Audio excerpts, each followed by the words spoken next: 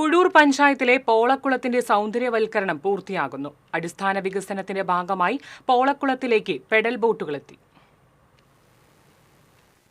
വിനോദത്തിനായി ഉപയോഗിക്കുന്നതിന് 4 ബോട്ടുകളാണ് വാങ്ങിയിട്ടുള്ളത്. ഇതിൽ 2 പേർക്ക് യാത്ര ചെയ്യാവുന്ന 2ഉം 4 പേർക്ക് യാത്ര ചെയ്യാവുന്ന 2 എണ്ണവുമാണുള്ളത്. കുട്ടികൾക്കും മുതിർന്നവർക്കും ജിം സൗകര്യവും ഒരുക്കിയിട്ടുണ്ട്. കൂടാതെ സ്റ്റേജ്, നടപ്പാത വികസനം, അടിസ്ഥാന സൗകര്യ വികസനം ഉൾപ്പെടെയുള്ള സൗന്ദര്യവൽക്കരണത്തിനായി VR സുനിൽകുമാർ MLA ആസ്തി വികസന ഫണ്ടിൽ നിന്ന് 25 ലക്ഷം രൂപ അനുവദിച്ചിട്ടുണ്ട്. ഈ നിർമ്മാണങ്ങൾ കൂടി പൂർത്തിയാകുന്നതോടെ 1 ഏക്കറിലെ പോളക്കുളവും അനുബന്ധ ഭാഗവും കൂടുതൽ ആകർഷകമാക്കി പൊതുജനങ്ങളുടെ ഉല്ലാസ കേന്ദ്രമായി മാറും. 2024-25 സാമ്പത്തിക വർഷത്തെ CFC ഫണ്ട് പഞ്ചായത്ത് ഉപയോഗിച്ചുകൊണ്ട് പഞ്ചായത്ത് 4 പെഡൽ ബോട്ടുകളും കുട്ടികൾക്ക് പാർക്കും മുതിർന്നവർക്ക് ഓപ്പൺ ജിമ്മും സജ്ജീകരിച്ചിട്ടുണ്ട്.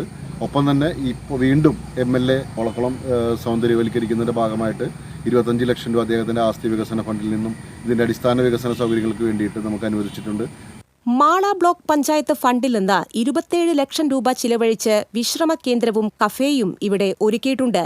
പായലും ചണ്ടിയും കുളവാഴയും നിറഞ്ഞ് മൈതാനം പോലെ കിടന്നിരുന്ന 1 ഏക്കർ വിസ്തൃതിയിലുള്ള പോളക്കുളത്തെ MLAയുടെ ആസ്തി വികസന ഫണ്ടിൽ നിന്ന് 1.05 കോടി രൂപ ചിലവഴിച്ചാണ് മികച്ച ജലാശയമായി വീണ്ടെടുത്തത്.